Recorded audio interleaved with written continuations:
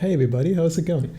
My name is Jörn and I'm a digital artist and illustrator from Bonn, Germany. And today you have joined me to do a little illustration walkthrough on this illustration I did for the NoSleep podcast.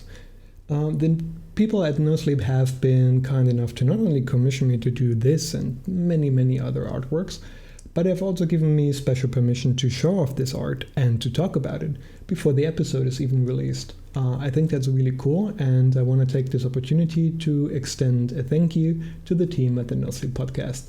Thank you guys.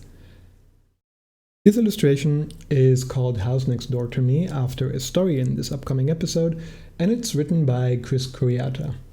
I hope I pronounced that name correctly. If not, I am very sorry. Trust me, I know how it is to have your name mispronounced.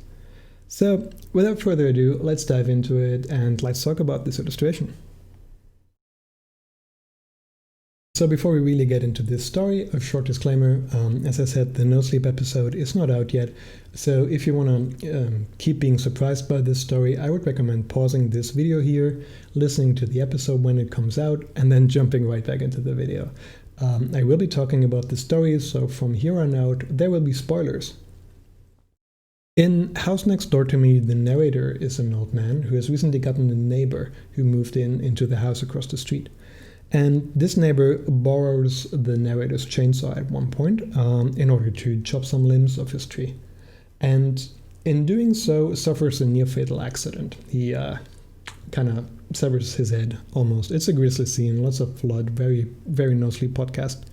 And what made this scene stand out to me so much is because of two reasons. Number one is it's where the story picks up speed for the first time. Like, that was my first, oh crap, moment while I was reading it. That was the point where I couldn't put the story down any longer. And secondly, the neighbor is described as wearing swimming goggles instead of safety goggles, for eye protection. And that was such a funny detail to me that made the story so lifelike, because I could just in my mind see the neighbor running across his house being like, didn't I used to have safety goggles at some point? Ah well, these swimming goggles will just have to suffice. I don't know, I think it's a very lifelike, very believable detail.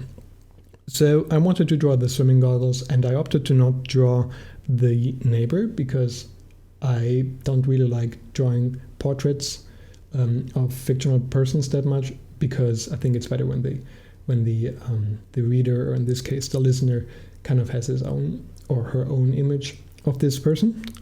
So I settled on this skull. Bonus, skull as a symbol of death and an ill omen works well.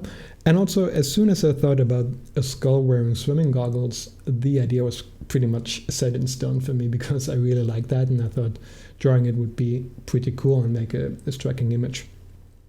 Secondly, featured in this illustration obviously is the trusty old chainsaw, as well as the shotgun, which also has an important role to play later in the story. So in my initial version of this illustration, I plan to do more elements on the canvas.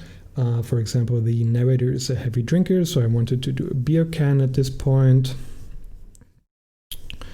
And also a canister that you use to carry gasoline around in features heavily, so that would have probably gone here, the ones with an X on it. The reason I ended up not doing that is because most people won't see the art up this close and see that many details, but they're going to view it first on a mobile device, and secondly probably in a podcast app.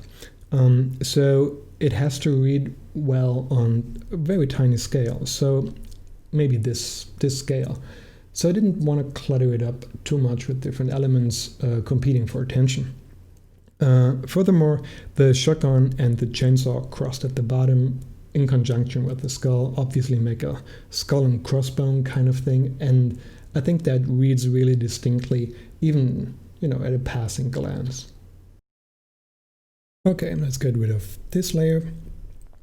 Procreate, which is the app I'm using right here and in which I did this entire illustration, has a lot of cool tools available for digital ink. The reason for that being, I believe, that when Procreate first came out, it was used heavily by people doing calligraphy and graffiti even. And out of that came a lot of cool brushes for ink that I like using. So in this illustration, I opted for a more cartoony look as opposed to the more photorealistically stuff that I usually do.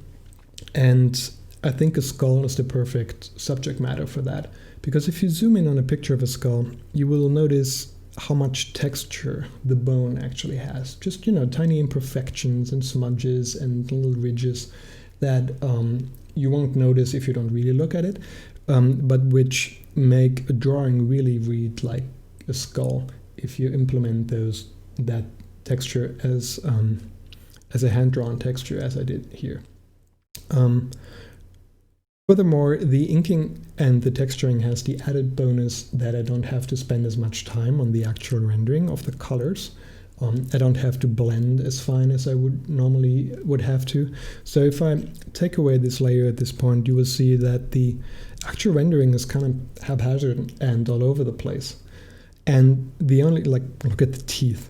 And the only reason that I can get away with that, in quotes, is that I have all this ink, which gives it form and makes it read easier to the human eye.